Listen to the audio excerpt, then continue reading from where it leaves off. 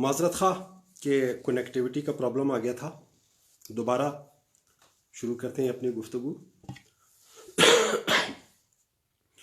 तो सूरह आले इमरान की आयत नंबर 7-8 की रोशनी में हमने ये देखा कि अल्लाह ताला ये फरमा रहा है कि कुरान शरीफ की आयत की दो किस्में हैं, आयात मुहकमात और आयात मुतशाबिहात। और लोगों की भी दो किस्में हैं, एक वो जिनके दिल टेढ़े हैं, वो आयात मुतशाबिहात से खेलते हैं, आयात मुतशाबिहात की मनमानी तावीलात करके लोगों को गुमराह करने की कोशिश करते हैं। और दूसरी कैटेगरी के लोग वो हैं जिन्हें अल्लाह ने कहा रासिखून फिल इल्म। ये रासिखून फिल इल्म क्या करते हैं कि ये आयात मुतशाबिहात के साथ नहीं खेलते, आयात मुतशाबिहात के पीछे नहीं पड़ते, आयात मुतशाबिहात को कबूल करते हैं, आयात मुहकमात पर के मुताबिक अपना रवैया कुरान के हम आहंग बनाते हैं। और ये अल्लाह ताला से ये दुआ करते हैं। रासिखून फिल इल्म की ये दुआ सूरह आले इमरान की आयत नंबर 8 में बयान की गई है। रब्बना ला तुज़िग़ क़ुलूबना बअद इज़ हदैतना। ऐ हमारे रब, जबकि तू हमें हिदायत दे चुका है तो हमारे दिलों को टेढ़ा ना कर। ये हमारे दिलों को टेढ़ा ना कर, ये उसी पस मंज़र में है कि जिस पस मंज़र में अल्लाह ताला ने जिक्र किया है कि अम्मल लज़ीना फ़ी क़ुलूबिहिम ज़ैग़ुन फ़यत्तबिऊना मा तशाबह मिन।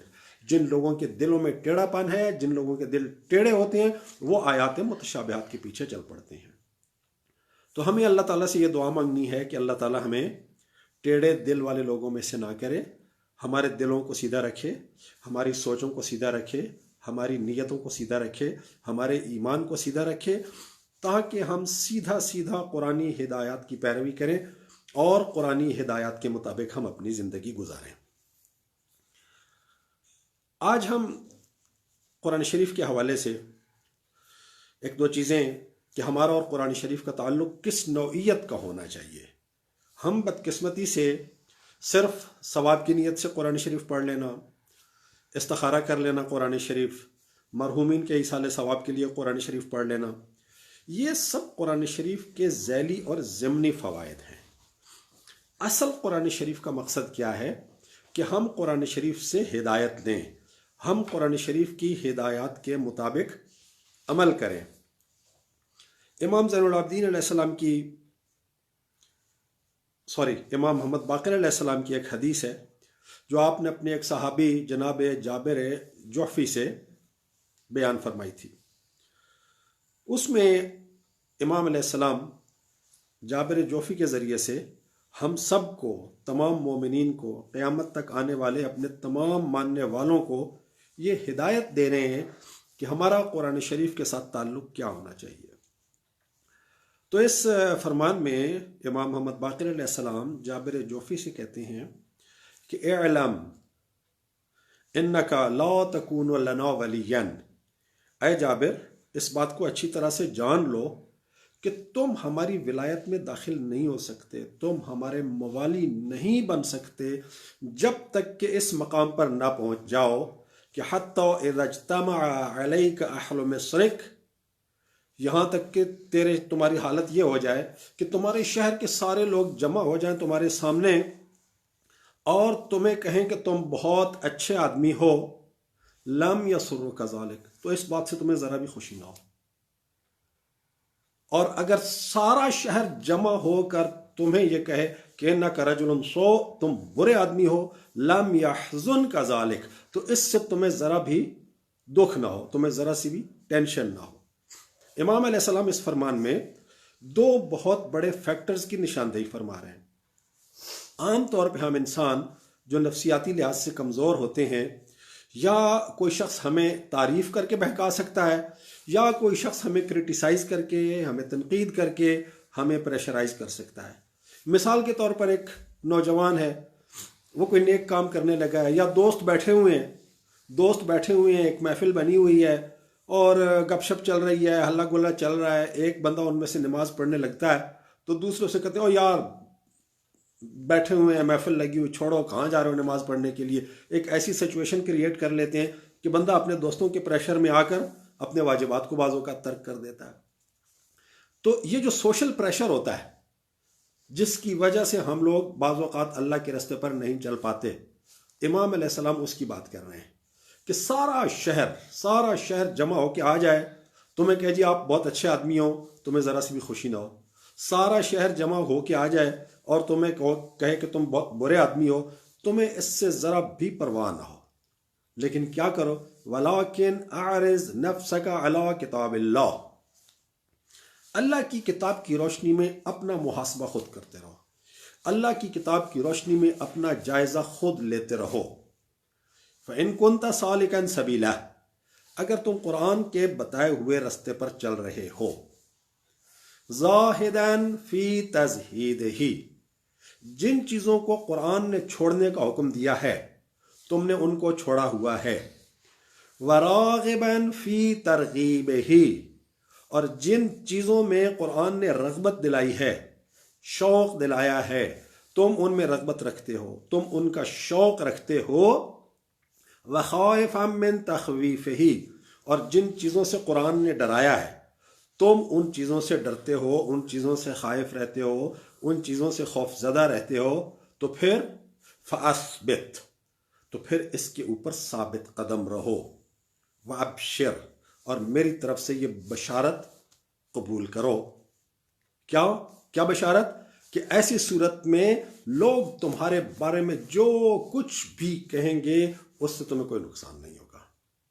نہ لوگوں کی تعریف تمہارے اوپر اثر انداز ہوگی، اور نہ ہی لوگوں کی مخالفت، لوگوں کی سرزنش، لوگوں کا کرٹیسزم تمہارے اوپر اثر انداز ہوگا. لیکن اگر تم قرآن کے رستے پر نہیں چل رہے ہو، فَإِن كُنْتَ مُبَايِنًا لِلْقُرْآنِ، اگر تمہارا رستہ قرآن کے رستے سے الگ ہے، اگر تمہاری زندگی کسی اور رستے پہ جا رہی ہے، قرآن کوئی اور رستہ بتا رہا ہے، تو پھر فَمَا الَّذِي يَغُرُّكَ، تو پھر کس بات پر تم مغرور ہو اور کس بات نے تمہیں دھوکے میں ڈالا ہوا ہے کہ تم اپنے آپ کو صحیح سمجھنے کی غلط فہمی میں مبتلا ہو. تو امام محمد باقر علیہ السلام نے اپنے اس ارشاد میں یہ بتا دیا کہ ائمہ معصومین کی ولایت میں کون شخص داخل ہے. جس شخص میں یہ چیزیں نہیں ہیں، امام علیہ السلام فرماتے ہیں کہ وہ ہماری ولایت میں ہونے کا دعویٰ کرتا ہے تو اپنے آپ کو بے وقوف بنا رہا ہے، اپنے آپ کو دھوکہ دے رہا ہے. فرماتے ہیں کہ یہ چیزیں ہیں تو پھر تم ہماری ولایت میں ہو، اور یہ چیزیں تمہارے اندر نہیں ہیں تو تم ہماری ولایت میں نہیں ہو. پورا شہر اکٹھا ہو کے آ جائے، آپ قرآن کے رستے پہ چل رہے ہیں، پورا شہر آ کے کہے کہ جی آپ غلط کر رہے ہیں، آپ کو ذرا بھی ٹینشن نہ ہو، آپ ذرا بھی پریشر میں نہ آئیں. آپ کوئی غلط کام کر رہے ہیں، پورا شہر آ کے کہے کہ جی آپ بڑا اچھا کام کر رہے ہیں، تو بھی آپ وہ جو لوگوں کی غلط کام پر اپریسیشن ہے وہ آپ کے اوپر اثر انداز نہیں ہو. تو اس قسم کا ہمارا عملی اور فکری تعلق ہونا چاہیے قرآن شریف کے ساتھ، امام محمد باقر علیہ السلام کے اس ارشاد کی روشنی میں. اسی طرح سے ایک حدیث ہے امام حسین علیہ السلام کی، یہ بحار الانوار کی جلد 89 میں ہے، پیج نمبر 30 پہ ہے غالباً، پیج شاید تھوڑا بہت آگے پیچھے ہو، بہرحال بحار الانوار کی جلد نمبر 89 میں ہے. امام حسین علیہ السلام کی، یہ جو پہلے میں نے حدیث امام محمد باقر علیہ السلام کی آپ کے سامنے بیان کی ہے، یہ تحف العقول میں ایک کتاب ہے، تحف العقول، اس میں چاردہ معصومین سلام اللہ علیہ مجمعین کے ارشادات وہ بیان کیے گئے ہیں. تو امام محمد باقر علیہ السلام کے ارشادات کا جو چیپٹر ہے اس میں ہے یہ پہلی حدیث جو میں نے بیان کی ہے، جو آپ نے جابر جوفی سے بیان کی تھی. یہ جو ابھی امام حسین علیہ السلام کا فرمان آپ کو سنانے لگا ہوں، یہ بحار الانوار کی جلد 89 میں ہے. اس میں امام حسین علیہ السلام نے ایک بڑی خوبصورت بات ہمیں سمجھانے کے لیے کہی ہے. فرماتے ہیں ان کتاب اللہ علی اربعۃ اشیاء، اللہ تعالیٰ کی جو کتاب ہے قرآن شریف، یہ 4 چیزوں پر مشتمل ہے: العبارہ والاشارہ واللطائف والحقائق. عبارت، اشارات، لطائف اور حقائق. العبارت للعوام، عبارت عوام کے لیے ہے. والاشارت للخواص، اور جو قرآن کے اشارے ہیں یہ خواص کے لیے ہیں. واللطائف للاولیاء، اور لطیف نکات اولیاء کے لیے ہیں. والحقائق للانبیاء، حقائق انبیاء کے لیے ہیں. اس میں پہلا جو جملہ ہے نا وہ سب سے زیادہ امپورٹنٹ ہے. العبارت للعوام، عبارت عوام کے لیے ہے. عبارت کیا ہے؟ عبارت جب کہا گیا ہے کہ عبارت عوام کے لیے ہے اور اشارات خواص کے لیے ہیں، تو اس کا مطلب یہ ہے کہ جو ایک عام مسلمان آدمی ہے، جو ایک عام مومن آدمی ہے، اگر وہ قرآن کے اشارے نہیں سمجھ رہا تو جو چیز قرآن شریف کی عبارت میں بیان ہوئی ہے اسے وہ سمجھنے کی قابلیت رکھتا ہے، اور اسے وہ قابلیت رکھنی چاہیے. اگر وہ قابلیت نہیں رکھتا تو اس کا مطلب ہے وہ عوام کی سطح سے بھی نیچے ہے. العبارت للعوام. اب عبارت کیا ہوتی ہے؟ ایک سادہ سی مثال کے ذریعے سے میں اکثر سمجھایا کرتا ہوں اس بات کو کہ آپ کسی بھی طالب علم سے، چوتھی جماعت کا، پانچویں جماعت کا، چھٹی ساتویں کا، آپ اس سے پوچھیں دس از این ایپل، اس کا کیا مطلب ہے؟ وہ آپ کو فوراً بتا دے گا کہ دس از این ایپل کے معنی ہے یہ ایک سیب ہے. یہ ہے عبارت. امام حسین علیہ السلام کے اس ارشاد کا مطلب یہ ہے کہ قرآن شریف کی کوئی بھی آیت کہیں پر کوئی بھی شخص پڑھ رہا ہو، جیسے ہی ایک عام مومنین میں سے عوام کی سطح پر، خواص کی بات نہیں کر رہے ہیں، عوام کی بات کر رہے ہیں کہ مومنین کے جو عوام ہیں انہیں اس مقام پہ ہونا چاہیے، اس مرتبے پہ ہونا چاہیے، اتنی قرآن فہمی پہ ہونا چاہیے کہ کہیں سے کوئی شخص بھی قرآن شریف کی کوئی آیت پڑھے تو وہ اس آیت کا مطلب اسی طرح سے سمجھ رہا ہو جیسے دس از این ایپل کا مطلب جانتا ہے وہ. اب ہم امام علیہ السلام کے اس ارشاد کی روشنی میں بھلا اپنے گریبان میں جھانکیں. کیا ہمیں قرآن شریف سے اتنی آگاہی حاصل ہے کہ کہیں بھی کوئی عالم، کوئی مولوی، کوئی مفتی، کہیں کسی ویڈیو کلپ میں، کسی آڈیو کلپ میں، کہیں پر بھی کوئی شخص قرآن شریف کی کوئی آیت پڑھ رہا ہو، ہمیں اس کا میسج اسی طرح سے معلوم ہو جائے کلیئرلی جیسے دس از این ایپل کا مطلب ہمیں معلوم ہوتا ہے؟ کیا ہے ہم اس سٹیج کے اوپر؟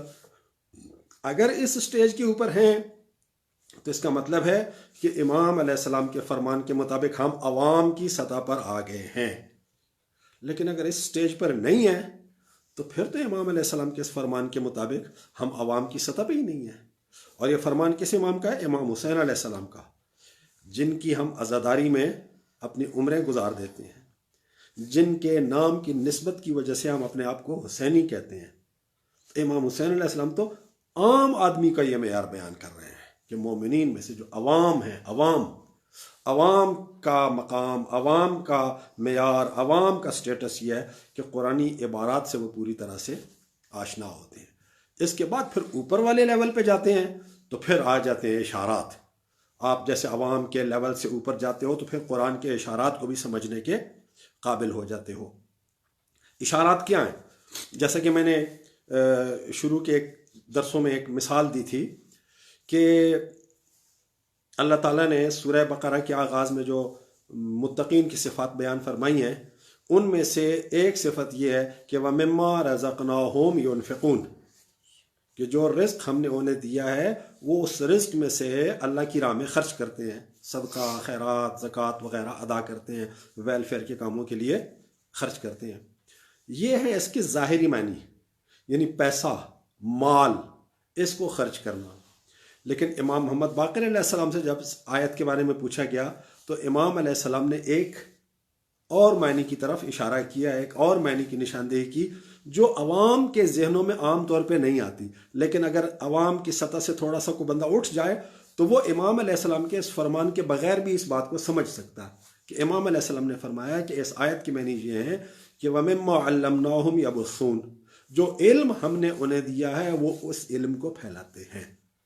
اب یہ اشارہ ہے کیونکہ عام طور پہ عوام کی نظر میں رزق کیا ہے؟ دال روٹی، وہ جو ہم اپنے پیٹ میں ڈالتے ہیں. لیکن خواص کی نظر میں جو علم ہے، علم بھی رزق ہے. علم ہماری عقل کا رزق ہے، علم ہماری روح کا رزق ہے. ہم صرف جسم نہیں ہے کہ جسمانی رزق ہی ہمارا رزق ہو. تو یہ اشارہ ہے. ائمہ معصومین سلام اللہ علیہم اجمعین کی احادیث میں جو تفسیر بیان ہوئی ہے اس میں زیادہ تر اشارات بیان ہوئے ہیں، لطائف، لطیف نقاط بیان ہوئے ہیں، اور کہیں کہیں حقائق کی طرف اشارہ کیا گیا ہے جن تک عوام نہیں پہنچ سکتے. لیکن امام حسین علیہ السلام کا اپنا جو دیا ہوا معیار ہے کہ ایک عام مسلمان کو اس لیول پر ضرور ہونا چاہیے کہ جیسے ہی کوئی شخص قرآن کی آیت آپ کے سامنے پڑھے تو قرآن کی آیت سن کر اس کا مفہوم، اس کا مطلب آپ کو اسی طرح سے معلوم ہونا چاہیے، ایسے ہی کلیئر ہونا چاہیے جیسے دس از این ایپل کا مطلب آپ کو سمجھ میں آ جاتا ہے. آپ کو یہ پریشانی نہیں ہوتی کہ دس از این ایپل کا مطلب کیا ہے. تو ہمیں اپنے معاشرے کو قرآن فہمی میں اس مقام پر لے کے آنا ہے. اگر ہم اپنے معاشرے کو قرآن شریف کے اس معیار پر، قرآن فہمی کے اس معیار پر نہیں لے کے آتے تو اس کا مطلب ہے کہ ہمارا معاشرہ عوام کی سطح پہ بھی ابھی تک نہیں ہے. اور اگر عوام کی سطح پہ نہیں ہے تو پھر کس سطح پر ہے؟ حیوانیت کی سطح پر ہے. ظاہر سی بات ہے انسانوں میں سب سے نچلا درجہ عوام کا ہی ہوتا ہے نا. عوام سے جو نیچے ہوتا ہے وہ تو پھر حیوان ہو جاتے ہیں. تو امام علیہ السلام کے اس فرمان کو سامنے رکھیں اور اپنی معاشرتی حالت کو دیکھیں، اور ہم میں سے ہر ایک اپنی حالت کو دیکھے تو ہم میں سے اکثر لوگ امام علیہ السلام کے اس فرمان کے مطابق عوام والی پوزیشن پہ بھی نہیں ہیں اور اس سے بھی نیچے ہیں، یعنی حیوان والی پوزیشن پر ہیں. تو ہمیں کوشش یہ کرنی چاہیے کہ قرآن شریف کے ساتھ اپنے فکری ربط کو بڑھائیں، اپنے علمی ربط کو بڑھائیں، اپنے نظریاتی ربط کو بڑھائیں. اب یہ دو چیزیں، ایک امام محمد باقر علیہ السلام کا فرمان اور ایک امام حسین علیہ السلام کا فرمان، یہ دو سن لینے کے بعد اب ایک آیت قرآن شریف کی آپ کے سامنے بیان کرتا ہوں. اس سے بھی ہمیں یہ بات واضح ہو جاتی ہے کہ ہمارا قرآن شریف کے ساتھ تعلق کس نوعیت کا ہونا چاہیے.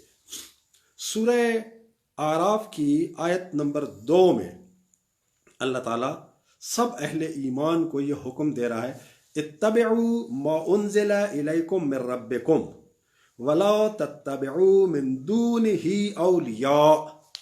جو کچھ تمہارے رب کی طرف سے تمہاری طرف نازل کیا گیا ہے اس کی پیروی کرو، اس کی اتباع کرو.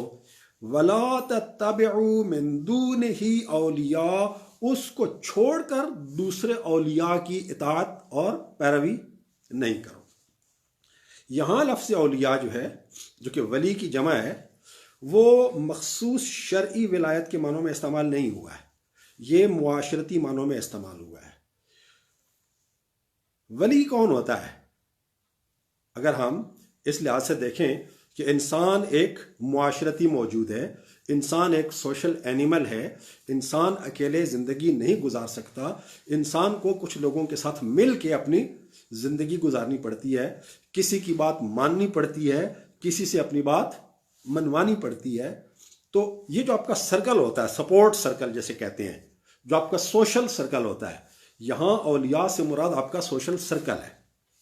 وَلَا تَتَّبِعُوا مِن دُونِهِ اولیاء، اب اس کو چھوڑ کر جو تمہارے رب کی طرف سے نازل ہوا ہے، اتبعوا ما انزل الیکم من ربکم، جو تمہارے رب کی طرف سے تمہاری طرف نازل ہوا ہے اس کی پیروی کرو. وَلَا تَتَّبِعُوا مِن دُونِهِ اولیاء، اس کو چھوڑ کر اولیاء کی پیروی نہیں کرو. تو گویا اللہ تعالیٰ یہ فرما رہا ہے کہ اپنے سوشل سرکل کی آپ نے پیروی کرنی ہے تو قرآن کے تابع رہ کے کرنی ہے. قرآن کو چھوڑ کر آپ نے اپنے سوشل سرکل کی پیروی نہیں کرنی. سوشل سرکل میں امیڈیٹلی آپ کی فیملی آ جاتی ہے، آپ مرد ہیں تو آپ کی وائف آ جاتی ہے، آپ خاتون ہیں تو آپ کا شوہر آ جاتا ہے، آپ کے بچے آ جاتے ہیں، آپ کے پیرنٹس آ جاتے ہیں، آپ کے بہن بھائی آ جاتے ہیں، آپ کے دوسرے رشتہ دار آ جاتے ہیں، آپ کے کلاس فیلوز آ جاتے ہیں، آپ کے نیبرز آ جاتے ہیں، آپ کے فرینڈز آ جاتے ہیں، آپ کے ٹیچرز آ جاتے ہیں، جہاں آپ کام کر رہے ہیں وہاں آپ کے کولیگز آ جاتے ہیں، آپ کے باسز آ جاتے ہیں، آپ کے سبارڈینیٹس آ جاتے ہیں. یعنی جو آپ کا سوشل سرکل ہے، اس آیت میں جو اولیاء کا ذکر ہو رہا ہے اس سے مراد سوشل سرکل ہے. تو اللہ تعالیٰ یہ فرما رہا ہے کہ جو کچھ تمہارے رب کی طرف سے تمہاری طرف نازل کیا گیا ہے اس کی اتباع کرو، اس کو چھوڑ کر اپنے سوشل سرکل کی اتباع نہیں کرو. ہم میں سے ہر انسان اپنے سوشل سرکل میں لوگوں کی باتیں ماننے پہ مجبور ہوتا ہے. اگر ہم بچے ہیں ہم اپنے والدین کی بات ماننے پہ مجبور ہیں. اگر ہم بڑے ہیں تو بعض اوقات ہمارے بچے ہم سے ایسی فرمائشیں کر دیتے ہیں کہ ہم اپنے بچوں کی خواہش کے احترام میں اپنے بچوں کا دل نہ ٹوٹے ہم سرنڈر کر جاتے ہیں، ان کی بات مان لیتے ہیں. میاں بیوی ایک دوسرے کی محبت میں ایک دوسرے کی باتیں مان لیتے ہیں، دوست ایک دوسرے کی محبت میں ایک دوسرے کی بات مان لیتے ہیں. آپ کہیں جاب پہ ہیں، آپ کے باس نے کوئی غلط بات کہہ دی، آپ کو اپنے جاب کی مجبوری کی وجہ سے وہ ماننی پڑتی ہے. سوشل سرکل میں رہ کر بعض اوقات اخلاق کی وجہ سے، بعض اوقات کسی کا لحاظ کرنے کی وجہ سے، بعض اوقات کسی کے احسانات کی وجہ سے، بعض اوقات کسی کی محبت کی وجہ سے ہم کسی کی غلط بات بھی مان جاتے ہیں. اللہ تعالیٰ کیا فرما رہا ہے؟